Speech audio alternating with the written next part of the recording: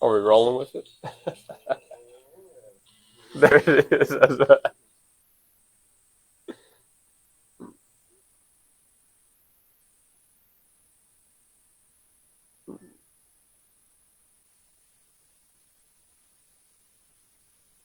Hey, welcome back, folks, to another episode of The Game Plan here on the Gospel Station Sports and Talk. We've got our dual streams going today. Once again, you're listening to audio only on the Gospel Station Sports and Talk on Live 365.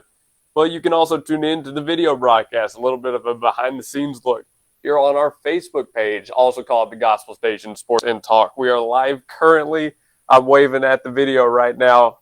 Go watch that, say hi. You can chat with us in real time. Again, get that behind the scenes look of how these episodes happen. I think it's a lot of fun. So I'm happy to be doing another one, even though we're not out at location this time. So today's episode, we've got our usual four segments, but we're going to kind of go at it in reverse order today. Usually when we end our show, we talk about headlines, breaking news, whatever we want to talk about. But I felt like it was a little bit more fitting today to do the fourth segment first in light of some recent NFL related news. And unfortunately, it's not good news, folks. There was a shooting earlier today that took place in the building that houses NFL's headquarters. Go ahead. You have something? It was yesterday. Oh, yesterday. Sorry. Yeah, about 24 hours ago. I've been seeing all the reports today. I think that's what got me confused. But they have identified the man. They've been putting out all the articles of information. His name was Shane Tamura. He drove cross country.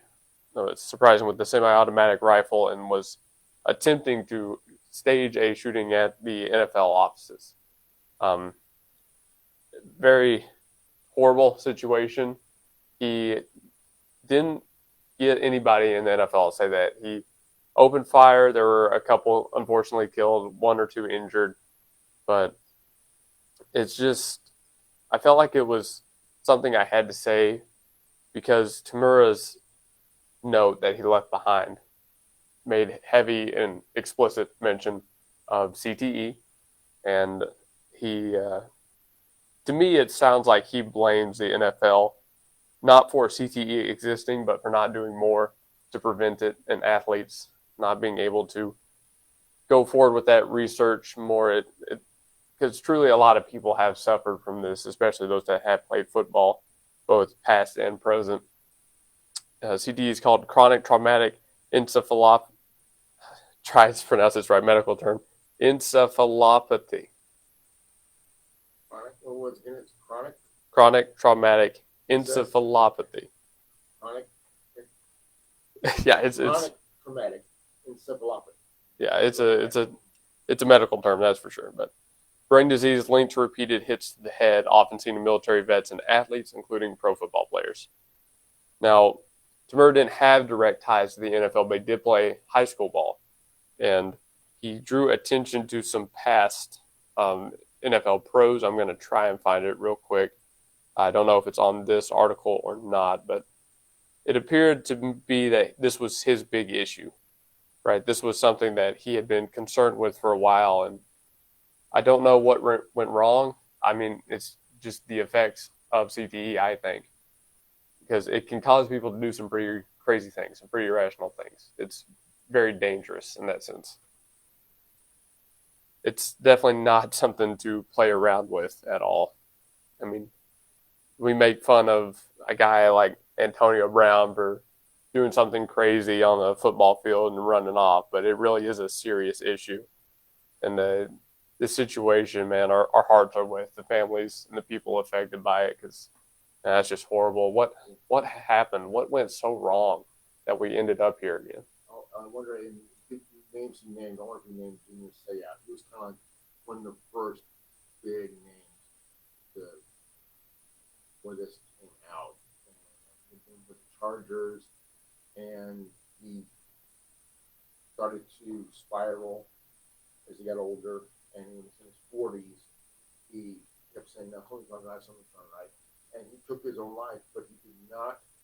But when he did it, he did not damage his head. He shot himself through the heart. But his point was, look at the autopsy, look at my brain. Yep. What are you telling us? And, unfortunately, with CTE, I don't know about now. It's been so many years, but back then, when Junior Seau died, it was the only way they could tell if they had it or not was at the autopsy. Yeah, I saw the same thing where they can't really confirm that in life, but they have to go back after. And that seems to be what they're going to do for him. He says it, you're right, in that suicide note, he says, study my brain. He says, I'm sorry for everything, study my brain. And so I believe he had it. I think the symptoms, the actions line up here. And hopefully this can be something that starts to change, right? Hopefully after terrible events like this, we're able to rebound both for the people affected and for all the athletes currently. We're able to find out a way to combat this in a better, more effective way. I mean, people make fun of those real big helmets and say they look dumb, but if that's how we can really cut down on something like this, it needs to be implemented. There are some players who are not taking any chances with it, and I think those are correct, especially I think Tua right now, all the hits he took to the head. I mentioned AB, Antonio Brown recently. He had a lot of coverage about that. So there's also been a lot of athletes from the 60s, 50s, 60s, and 70s whose families have come forward and talked about that they're pretty sure that their loved ones suffer from CTE. It's a very real, very horrible issue. One of them would be Kathy Griffith, Frank Gifford's wife, widow, Kathy Lee. And another one would be Alex Karras's wife, his widow, the actress who worked with him on Webster. And he filed a lawsuit against the NFL, I remember, several years ago.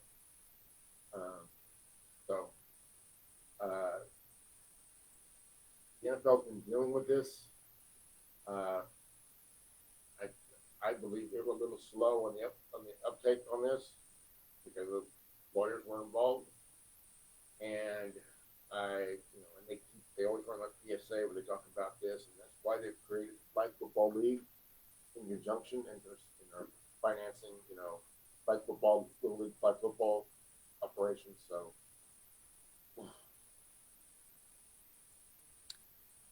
Pray for the families affected. Right. Pray for everybody involved in this.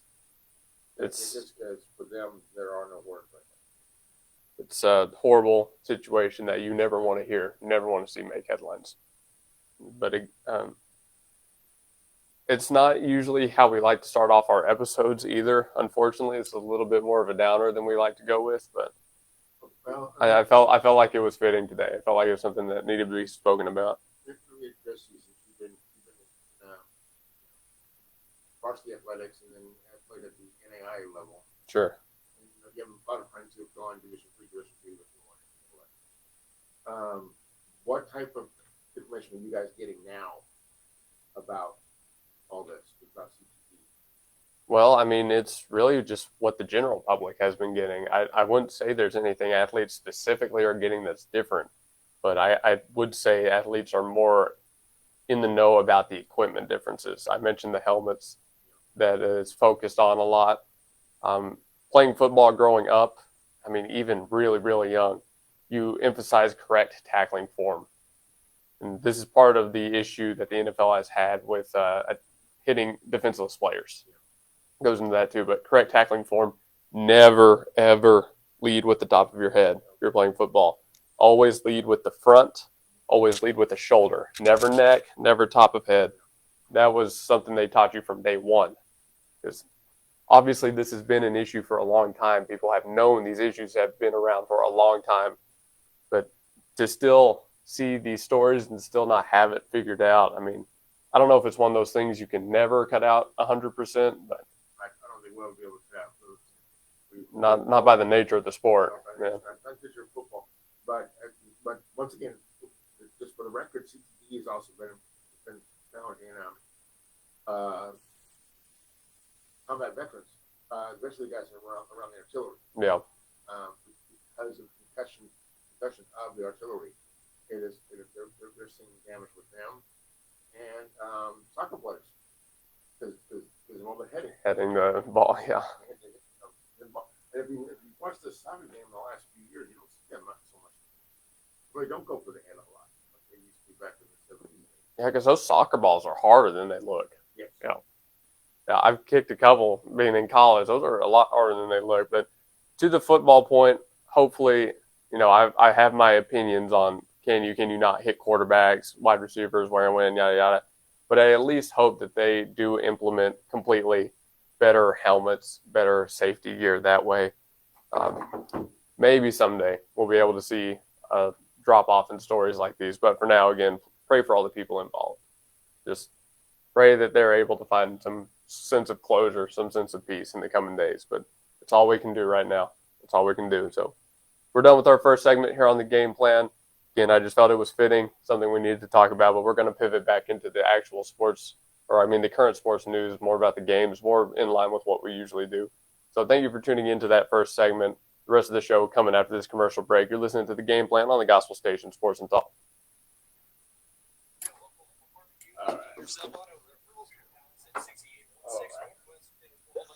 All right. We are live. We're on Facebook. Hi, Facebook.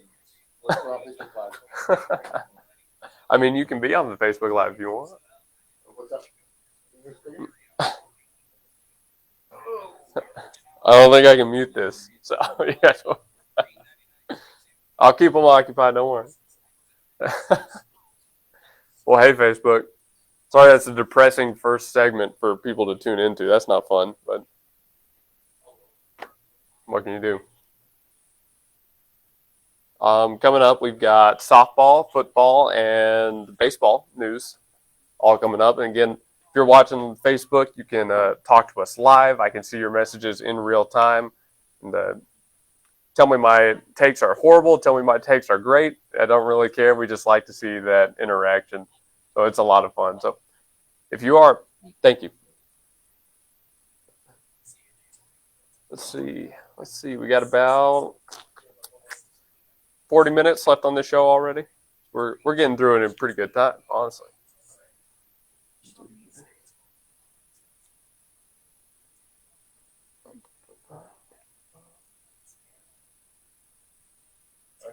Right.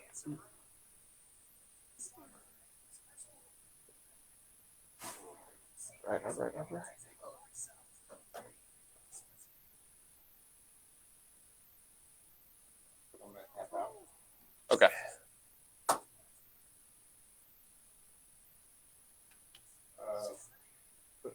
Yeah.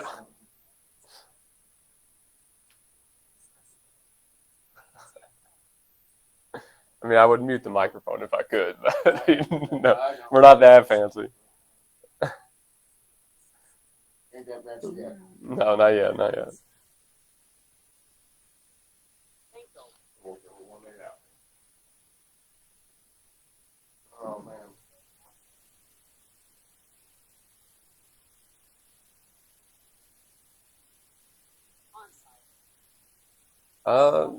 Let's keep going with the football talk since we were already talking about football then.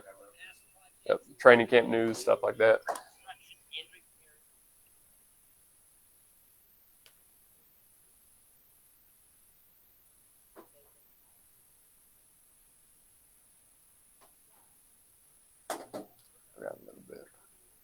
Yep, I'm ready.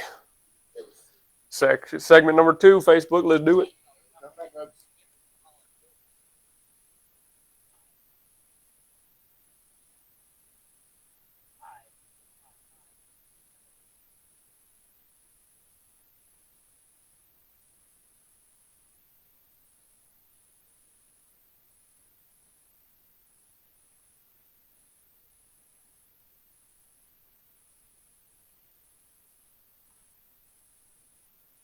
And we are back on segment number 2 here on the Game Plan Gospel Station Sports and Talk. You're listening to Luke Young and Mike Gannon here in the studio in OKC.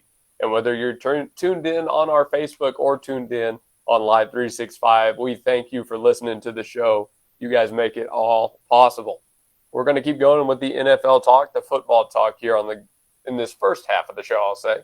And the first thing I want to mention is happy birthday, QB1, Dak Prescott. It's his. Oh man, I should have known this. I should have had it ready. How old is he now? 34. I was gonna say 36, but I'm not sure he's that old quite yet. Hold on, we're gonna look it up. Should have known this before I came in. 32. We were both wrong. We were both way wrong. Man, that's on us. Well, I was thinking he was 10 years, and so I was thinking he was about, left college at 23, so I'm thinking he was 34. So only 32. Okay. Yeah, only 32. I don't know why I was thinking 36. My bad, Dak. My bad. I own up to that one. But yes, happy birthday, Dak Prescott. Dallas Cowboys QB, repping number 4. Very happy for him, 32 now. Some more news out of the Cowboys camp, though. Left tackle Tyler Guyton's ACL is intact after an MRI. He will not need surgery. Okay. He suffered a bone fracture, 4 to 6 week recovery. So this is our first real broken leg of the year for the training camp. The great news is he'll be ready to go by about the first week of the season. And again, not a torn ACL. That's huge. I won't be there for the Philly game, but then there's 10 days after that to the next game. So yeah, he could maybe be ready to go by game 2. Definitely be ready to go by game 3. Yeah, and again, left tackle coming on the line. Dallas has needed a lot of help on the line after some big names retired recently. Oh, dodged the bullet there. That is for sure. We dodged a bullet. And I don't know what he was doing that injured it in the first place. I just saw the video of him being helped off the field. But I know we talked about it on a previous show. A lot of people in the Dallas circles were expecting a big year out of Tyler Guyton. And if we had lost him right there, that would have been a big blow to a line that is already going to need to make some big moves. So very happy that he is healthy. Very, very happy. And that's not just as a Dallas fan, because we've had enough ACL injuries this year between football and basketball already. Here's some news. Buford High School out in, I believe, Georgia, has opened its new $62 million football stadium. Like, this thing looks like a college going on pro stadium. Where's this at again? I think it's in Georgia. It was posted by Everything Georgia, so I'm assuming.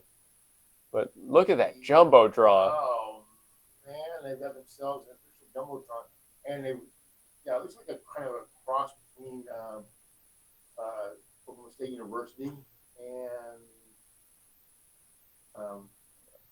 it doesn't have an upper deck like Division 1 does. Yeah. But it's got the giant Jumbotron. Huge Jumbotron. over there, at the one end. So. Hey, more power to them. I mean, it is really nice. I can actually show the Facebook now. How about that? I'm going to scoot over here. I'm sorry if this sounds horrible on the stream, but like, look at that. Look at that stadium. Giant Jumbotron. They've got a beautiful, beautiful field, too. But those are stands you would see like you were talking about. That's like getting up to a D1 level. $62 million for a high school stadium. I can't emphasize enough. High school stadium, better than most D3s, JUCOs, probably a lot of D2s, probably better than every NAIA, for being honest. Well, yeah, that's better. That's better than OBU. OBU's kind of retrospect. Better than OBU. Yeah, $62 million. That is just insane. But whatever. Congrats. More power to them. They got the money. They better have a really good football team this next season. That's all I gotta say about that. Okay, we've already come up close to the end. We've got 5 more minutes left in this segment. For the rest of the show, we're going to talk baseball and softball, because we've got a lot of news coming out there. Of course, trades in baseball, championships in softball, all those teams are happening. But football is almost here. We are at the end of July, folks. 2 more days, and then August has officially arrived. We're going to have our media days on this Friday and Saturday. I'll be out there hosting interviews, doing lives. So tune in all day, literally all day, like 8 to 4. And then again on Saturday. And then after that, we'll have coaches shows. Bethany softball is coming on one. We're trying to get Bethany football scheduled for one. And, of course, we'll be out at all the games. You'll hear the Johns, John Hickman, John Campbell at Bethany football. I'll be out at, I think, Tunnel football. So that'll be a lot of fun, too. But it's almost football time, and I've been chomping at the bit. I mean, if you've listened to the previous shows, you know I'm pretty ready to go. I'm excited to call my first football game. Yeah, that was like the one thing I didn't get to do in college. I did soccer, I did volleyball, I did softball, I did baseball, I did basketball, did all the things. I mentioned volleyball, I did volleyball. Never got to do football. My school didn't have football. I got to go out to archery events. I got to go out to track events. Never did football. I got to go out to golf events and follow the guys and girls around the full 18-hole course right in front of Mid-America Christian. But we didn't have football, so I never got to do football in college. So I'm just looking forward, just a little bit looking forward to it. But that'll be a lot of fun. Let's give ourselves as much time as we can. Listen to our next commercial break, and we'll have the full 15 minutes getting into segment number 3. You're listening to The Game Plan on the Gospel Station Sports and Talk and on Facebook. Yes, sir. Talking through an 800 number, talk face-to-face with your local agent, John Campbell, to answer all your questions and find the company that best. Bryce Harper's rant, was that salary cap? Yeah, I remember. Threw that idea out the window pretty quick, didn't they?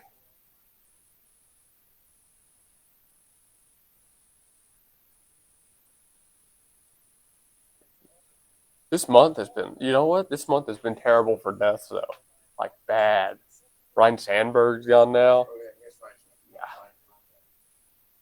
How many? That's like 6 major deaths already. We're up to, I think it's usually like it's when it goes in 3s in a week. We're up to 6 in a week. Nuts. Like my young guy, you know him from the Hill. I was from gagging at, but his saxophone player in his band in the 70s. Family knew my cousin's family. They were from the same. Jimmy Noni was from up by the Syracuse, Rochester area, from northern. The sax player was from Hudson Valley, so Really? and he came from a large family. He did much younger siblings, so the younger siblings, my cousins, from high school,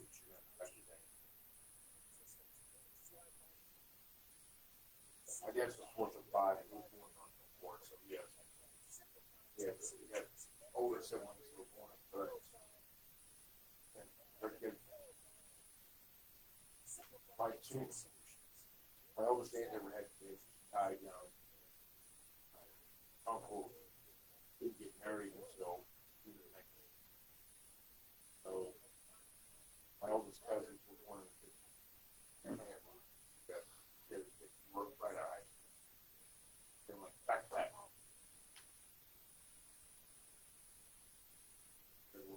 Graduated, got married. Graduated, got married, got pregnant.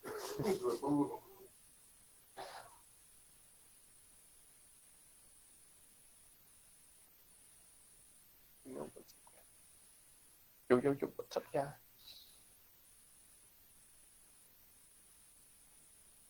You know, today's National Chicken Wing Day.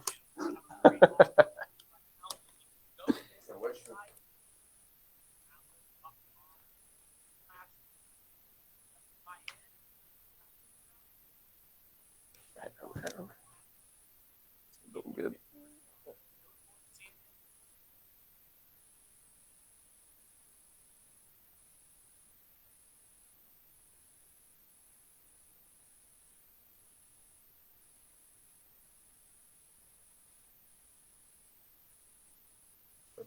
And welcome back to the second half of the game plan here on the Gospel Station Sports and Talk. Ladies and gentlemen, it's National Chicken Wing Day, and we're winging it here on this show daily. So don't even worry about it. I had that one locked and loaded, ready to go. Hey, but some news right out of the gate. We're going to talk about Major League Baseball on this segment. Ryan Sandberg, Hall of Fame second baseman, 10-time All-Star, has passed away at 65. He had been diagnosed with metastatic prostate cancer in 2024. Again, he had an unreal power for a second baseman, Yes, he did. which is maybe what he's known best for in the baseball circles, is the just crazy amount of home runs he could hit, the power he had in a position that's not usually known for that kind of feat. Yeah, he really came into his own when the Cubs made that run and getting into the playoffs. And then first would strike them and then get knocked out. And people runs there in the 80s. So and him being on WGN, which at the time was, instead of having a national feed and a local feed, Chicago feed went national on the cable channels, and they had all the Cubs games. And everybody just watched Cubs games. And that's how they became had their national prominence. And how many Cubs fans are on each one right now? Yep. I should have asked my buddy Matt Gamblin what he thought about this one. That would have been a great quote to have on the show. My buddy Matt was a pitcher in college I played with. Huge Cubs fan. Lifelong diehard. I should have talked to him about it. Got to remember to do that next time. Now, speaking of big fans of teams from around here, there were a couple big Rangers fans on that team I played with. And some news from the Texas sphere. On August 9th, how about this? Josh Hamilton is going to receive his Rangers Hall of Fame jacket. They're going to have an on-field celebration for him. That's the word. And as well, on August 22nd, Adrian Beltre will have a full-size bronze statue unveiled and dedicated outside Globe Life Field.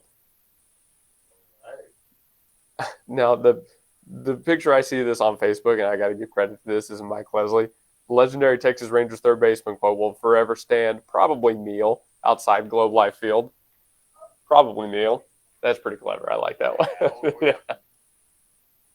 Hey, but congrats to Texas legends right there, getting absolutely the recognition they deserve. And what a great month to do it, as the Rangers have gotten super hot recently. They've been one of the best teams in baseball, excuse me, through the recent stretch. If they can continue that, they'll have a chance to usurp Houston, maybe get to Seattle later on in the season. If they can keep that pace up, it'll be a good month of August for them boys down in Texas. So, who knows? Maybe they'll do it. Oh, and finally, because I have a little bit more Rangers news, because it's Rangers Day apparently. The rumor is that they have been in talks with the Pirates about acquiring their two-time All-Star closer David Bednar. They're also interested in Cardinals closer Ryan Helsley. So the Rangers looking to make moves at the deadline. They're buyers this year. Now that they've gotten on that hot streak and have closed the gap in their division, we could see the Rangers pick up a big arm to come out of the bullpen in close games late. I think that is absolutely the right decision for the Rangers right now. Now, congratulations to Louisiana Shreveport head baseball coach Brad Neffendorf for being named the NAIA Rawlings Coach of the Year.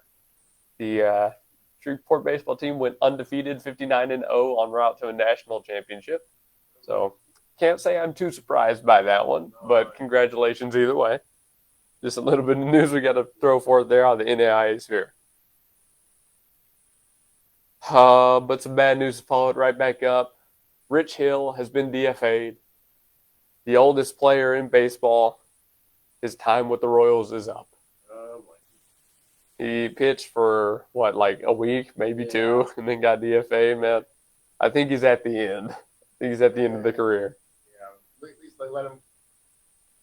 This sounds like it was one of those things where let him come up, let him get the big league check, let him go a week. He doesn't have anything left, send him back down, and then start. I think so. I think it is unfortunately time for Rich Hill. Although, I will say, saw a Boston fan who said maybe it's time for Rich Hill to come home to the dirty water. That would be funny. I mean, that would be funny. But if that is up for him, a great career. I mean, hard for anybody to pitch that long, especially not as a knuckleballer. So. He's 45 years old, so he's the last generation X players. Because everybody that's playing, the oldest guys playing now are all born after 1981. January 1981. Reagan's inauguration. So. Yeah, it's crazy. What did we say made his debut in 05? Yeah. It's been a long career. A lot of time playing baseball. Insane to think about. So next, let's go into more trade news. Okay, here we go. The Toronto Blue Jays are acquiring right-handed reliever Seranthony Dominguez from the Baltimore Orioles for right-handed pitching prospect Warren Watts Brown reported by Jeff Passan an hour ago. The Blue Jays currently sit atop the AL East. They have a pretty solid record against the rest of the AL East. I think the only team better than them competing in that division is my Boston Red Sox. Now, you want to know something. The AL East currently kind of runs the AL wildcard race. Toronto has the automatic bid with the division lead. New York is right there comfortably in the wild card spot for the time being. Boston is, I believe, a half game out. Or no, Boston is a half game in. Tampa is about 3.5 games out. The Rangers are half a game back from the wild card spot right now. The Orioles are squarely out of the picture, but with a strong AL East schedule, they have a chance to shake things up. The reason I say the AL East runs it is because the Yankees, that team that has been so dominant, so touted, in hold of that wild card spot in division lead for so long, are like 11-17 versus the rest of the AL East. Yes, they're on a losing record. It's the worst in that division by far. They are on a very bad downslide right now in New York. If that continues, if the rest of the East keeps putting it on the Yankees, they're going to knock them out. And that's going to open the door for maybe 3 teams out of AL West to get in. That could open the door for the Rangers to sneak back in. That's big news. Because remember, Seattle and Texas were like up to 13 games or something back from Houston. But Houston's also been on a losing streak. The Astros also can't stay healthy, and they're on a losing streak. So could we see a different champion of the AL West from what we see now? Very likely. Could we see Seattle, Houston, and Texas all in the playoffs this year? Very likely. Could we, in turn, see Toronto, New York, and Boston all in the playoffs this year? Very likely. This is a fun race. That's all I got to say about it. I'm moving the mic away from my face so I don't scream into it. That is the definition of a fun playoff race. And the AL East runs it. Best division in baseball, even when the Yankees suck, and that's often. So, oh, that's funny. That's funny. Looking at the NL wildcard picture right now, the wildcard teams are Chicago, Philadelphia, and San Diego, with Cincinnati 2 games out and St. Louis 3.5 games out. San Francisco maintains a 4-game out position, although they are also having a rough time. Devers is not adapting well to first base, and they are struggling to perform. But Milwaukee, the New York Mets, and LA have all kind of squarely sat at the top of their divisions recently, especially Milwaukee, who, despite playing in a division with another 60-win team in Chicago, they've been able to stave off the Cubs to this point. Yeah, the last couple weeks they run up on them, they caught them, and they're past them. So we'll see what August holds. We will see, because, again, they've held it, but the Cubs are only a game out. They are not far out of the picture. I mean, they have just barely been held off to this point. So that's a fun picture. In my opinion, not as interesting as the AL race right now, because I think there's a lot of shaking up that we could see when most teams, like half of the field, are less than 5 games behind. That's a pretty close race. That's a pretty fun division league-wide race. So just my thoughts. And again, if Toronto gets their new closer and he goes out and performs, maybe they pull even further away from New York. Maybe that difference grows and it's harder for the Yanks to catch back up. Who knows? Now, I got to show you something here. I'm going to show this to Facebook too. MLB The Show has officially put in the Bristol Motor Speedway Stadium for the Bristol Speedway Classic. I can show you there. Don't know how well you can see that there, but you see it's right in the middle of the track. Very, very interesting layout. The stands don't go out into the outfield like it does in a normal slope, but they're around the track. They just kept those original seats. Yes, they built kind of in the pit row back into the garage and all that. And we talked about that series coming up, set to break the regular season attendance record with over 85,000 tickets sold. And apparently they've released a new line of cards in MLB The Show. For those who don't know, in MLB The Show, each player is assigned a card that gives like a power, contact, how good their eye is, how good their speed is. It just kind of quantifies those statistics. And they released a new like Ronald Acuna Jr. that's got like over 100 in power from both sides of the plate. So something crazy like that, or it's either 100 in power hitting off both arms, like righty and lefty. It's been a pretty big deal in both the actual game and the digital game, from what I can tell. I haven't played the show since like 2021. I think that was the last one we had on the PlayStation 4. So it's been a little bit. I've been out of the scene. But even I can recognize, with today's age and how much people like to play games like those and like to see the ratings, that's a very, very, very big series. People are loving it. And it's making people want Polo Grounds back, apparently. Yes. And it's not even a joke. We talked about that, and then I saw it on my timeline a little bit later. It's like, hey, you remember Polo Grounds? We should bring that back. Polo Grounds with its, there are no 500. You need to hit a 500-yard home run in the Polo Grounds to have a home run. That's how deep that thing was. That is true. I mean, I say bring it back. I say if we had the Field of Dreams game, why not bring back the Polo Grounds for a series or two?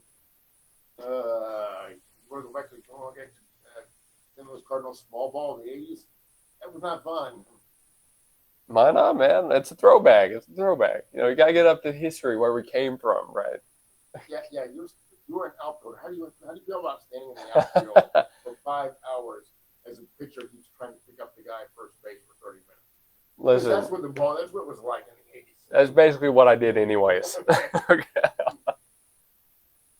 It's not too much of a joke.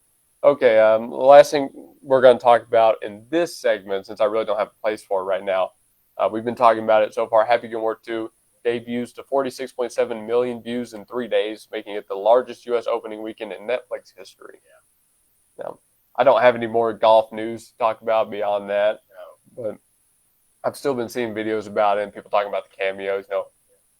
Eminem wasn't originally going to be in it. Sandler didn't want to ask him, but eventually he got him in, and it was great. And then you talk about the original. Bob Barker wasn't supposed to be in the original, but eventually they changed it. It's better off for it. Just crazy movies. Great movies. Go watch it with your family. Maybe not with very small children around, but still a very fun movie and rightfully deserving of those numbers. And it's still funny that the actors playing shooters have looked at the greatest player in the world, and look at these guys just going, acting. It's a wonderful thing. Very funny. It's a very funny movie. I love it. Glad to hit those numbers. Any hate it sees is undeserved, because what were you expecting? It's Happy Gilmore 2. Okay. We're going to send it to our last commercial break of the show. You're listening to The Game Plan on the Gospel Station Sports and Talk, and you may be tuning in on Facebook. And if you are, thank you very much. We appreciate it. But listen to commercial. We've got one more segment after this. Got any numbers on Facebook? What's up? Any numbers on it? Let me see. Hi guys. I see 3 viewers right now. Not bad. Yeah. Yep. Live viewers. Love those. Let me see. I know it's I kind of like to save it for on location, but let me see here.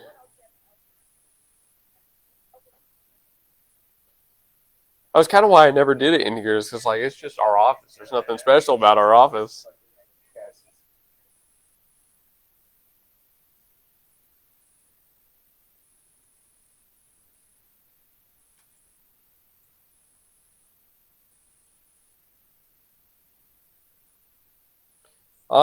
So 3 live viewers, a couple comments or shares, 35 views in total. That's not too bad. Yeah, it could be worse. We'll put it on YouTube, see if it does numbers there. Yeah.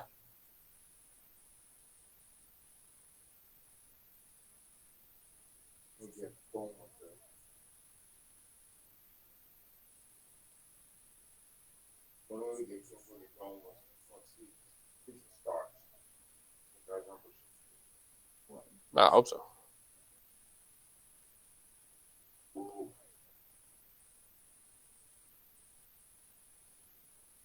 Going to have to go back and watch those old games, see what Tuttle's all about now. I did it for Bethany, and I saw a team that liked to run a lot of misdirection. So.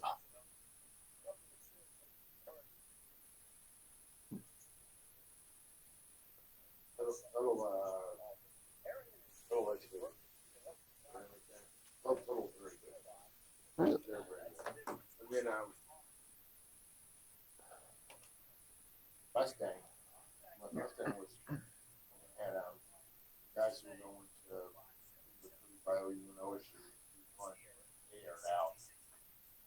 I don't know what they're now those guys are going on. I don't know.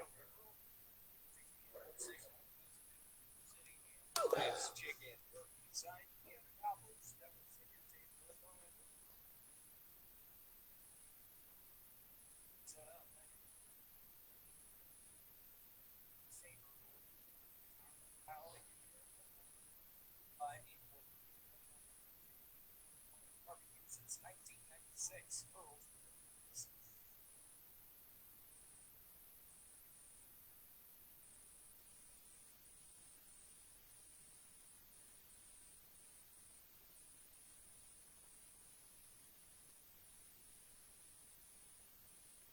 And we've made it to our final segment of the show here on the Gospel Station Sports and Talk. You're listening to the game plan, or maybe you're watching the game plan there on Facebook. Hi, Facebook. Tune in on the Gospel Station Sports and Talk page, and you can see the behind-the-scenes view. Check us out in our studio. We're having a lot of fun. Hoping to do that more often, of course, as we get going. And I think we've had a special listener tune in today, all the way up in Canada. I've got Canadians interested in Central Oklahoma sports now. Yeah, so hey, thank you for tuning in. We really appreciate it, wherever you are coming from. Our final segment is going to talk about some current softball news, because both the independent leagues, I shouldn't say independent, the Professional Fast Pitch League and the AUSL have ended now. And some Oklahoma players, some Oklahoma teams have been making the headlines about it. Okay, so we'll start off with the Professional Fast Pitch League.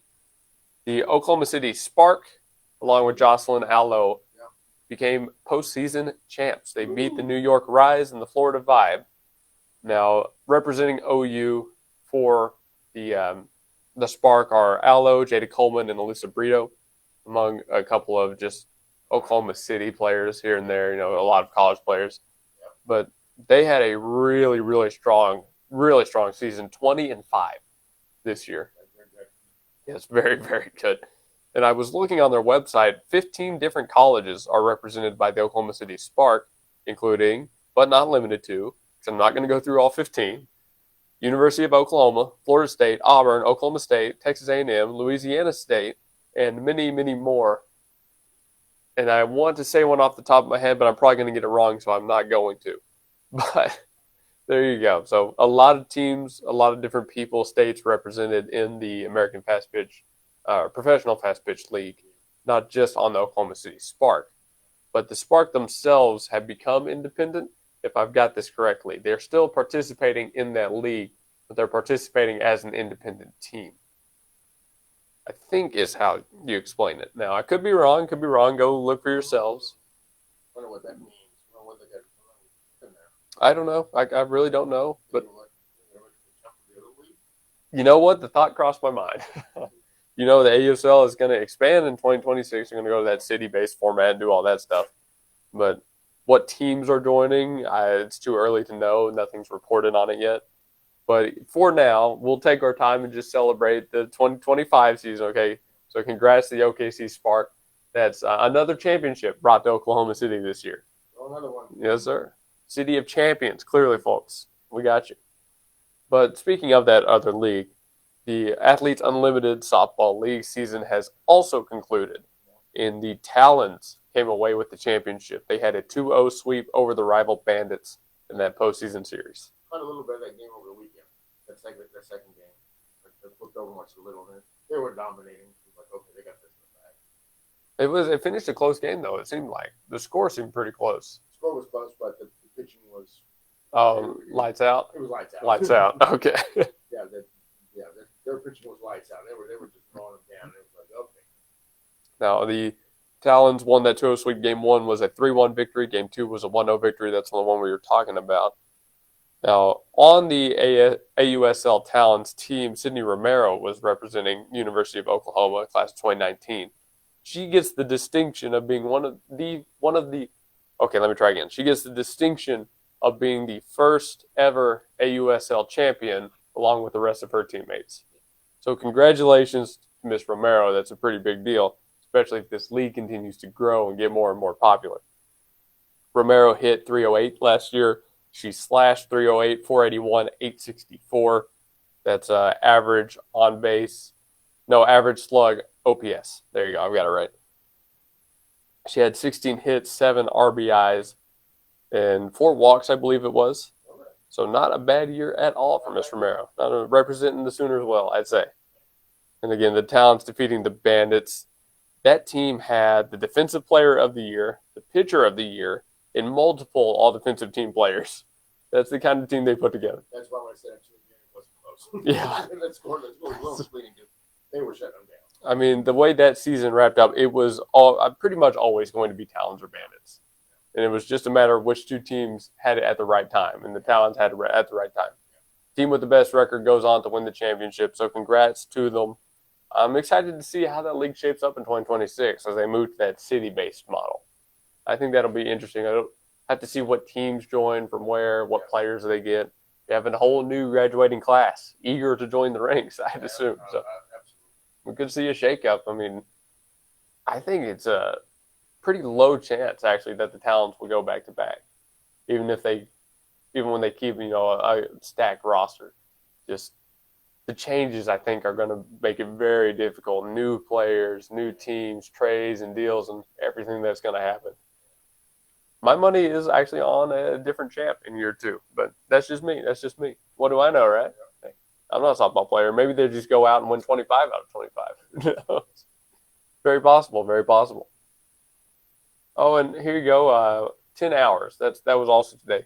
Jack Sanborn out of Dallas. It's also his birthday. Don't want to miss him. So happy birthday, Jack Sanborn, as well. Yeah, but again here, so the owners have been walking around, and commissioner's been doing his annual visiting all the places and hinting at a possible salary cap.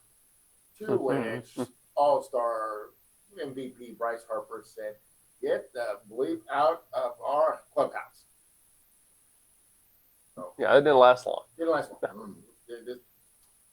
folks, I don't see the salary cap arriving because these guys, ball players, seeing what's happening in the NBA, what's happening in the NFL. The NFL got their salary cap set up, and it's had the salary cap for forever. The NBA, now with this double apron system, the ball players see that. No way the ball players are going to agree to the salary cap. No, it's way too far gone. The players are never going to agree to it. But they're not going to agree to it. And actually, one thing I've always heard the players want is a salary, not a ceiling, a salary floor. Salary floor, yeah. That Pittsburgh Pirates in a down year, or the Marlins in a down year, or Tampa Bay in a down year need to spend at least X amount of dollars. They can't sit there and slash their team, bring in a bunch of AAA, AA guys, pay them all, pay a few guys a few mil, and the rest of the guys for making 6 figures, and just pocket all the money for the year. Yeah, because that's basically, that's what happened. That's what happened in Oakland. You mentioned Tampa. That's what happened in Tampa. Yeah, I'm not surprised. This is pretty standard stuff from the players' union. Okay, they were never going to agree to a salary cap. They're always going to push a salary floor. Now, the question is just, how did the owners respond? We've had late starts recently. We've had these disagreements. I kind of find it hard to believe that the owners are going to agree to a salary floor right now, but I think it would be better for the sport. You're right, but whether you think the salary cap is necessary or the salary floor is necessary, I feel like there is no arguing that the bubble has really expanded this salary thing. Well, and what's driving it is the Dodgers. What the Dodgers have done with their ownership group, and with acquiring Ohtani, deferring the salary for Ohtani for the next 3, 4, 5 years out, however they're going to structure it. So they're really onto them about that. And that's why, Kansas City and Miami and Oakland, formerly Oakland, now Sacramento, so Vegas, have been kind of hinting that they want a salary cap because they don't. Those guys can't keep the Dodgers on it. But the players are like, well, you guys were, major teams back in, just 20, 30 years ago. Don't punish us. Do a better job of scouting. There have been some notoriously stingy owners in baseball's past. Now, I'm biased. I mean, I'm going to side with the players here, obviously. But, yeah, again, it's one of those things you got to see it from both sides. You got to see what both parties are wanting and find a compromise. I don't think a floor will be implemented necessarily soon. But I think eventually we could actually see a floor put in. But how long that takes, I've got no idea. I'm worried this bubble has to pop before we see the right move, a floor or a cap or whatever they go with. Worried this salary bubble has to expand, and then finally break. And then there's no more $800 billion teams like the Dodgers right now. That's just what I think. I mean, on the flip side, I also want my large market team to pay like a large market team, and Boston doesn't always do that. So Earlier we were talking about that video game. So did you see what happened on Madden when they announced who's got the 99s? I don't think so. I don't know if I know what you're referring to. Mahomes lost his 99 Not surprised. because he had a rough couple of years, and they decided after 2 years of being not as great as you were the few years before, plus getting smoked in the Super Bowl, down you go. I mean, as it should be. You have a problem in a game like that when you're giving out 99s to just everybody. Like, for being honest, it doesn't mean anything anymore. But the fact is that he was punished for losing his 99 because he no longer has Tyreek Hill and he no longer has an offensive line that's a monster. Basically, why he lost his 99. It's not like it was back in the day with NBA Jam, whenever you couldn't have Chris Webber in the second half because of what he did in college. The algorithm, the coders set it up so that if you had Chris Webber when you were playing NBA Jam back in the day, suddenly Chris Webber couldn't get a shot, and he was constantly turning the ball over, and you would lose.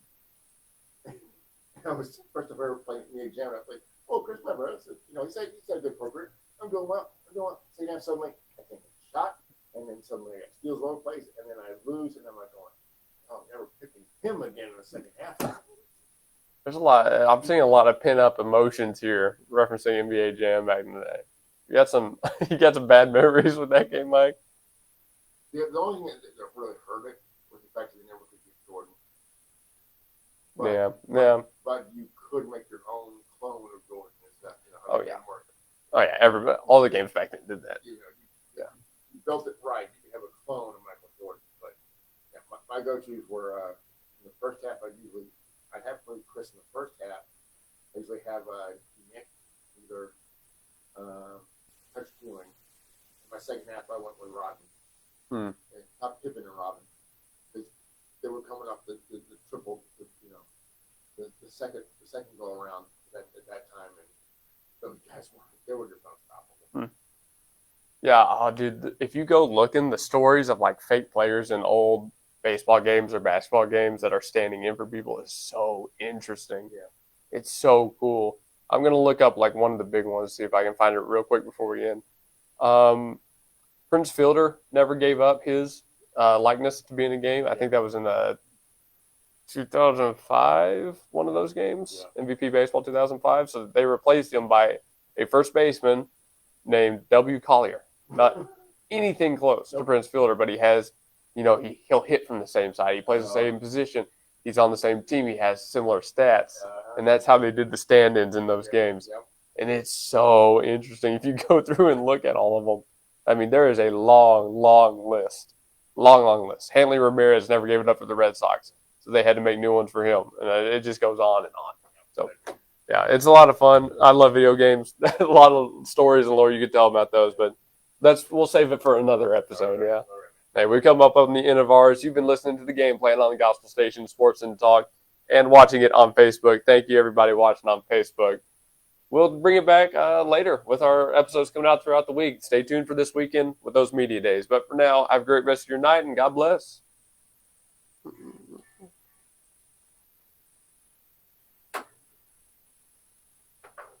All right. Okay. Good show.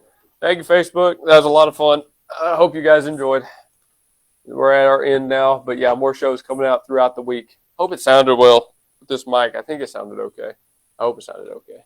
Stayed on the whole time, which is always a good sign. But yeah, catch this video on YouTube, GSN Sports and Talk on YouTube. So it'll be posted there probably tomorrow. So see y'all later. Thank you for tuning in again. Appreciate it.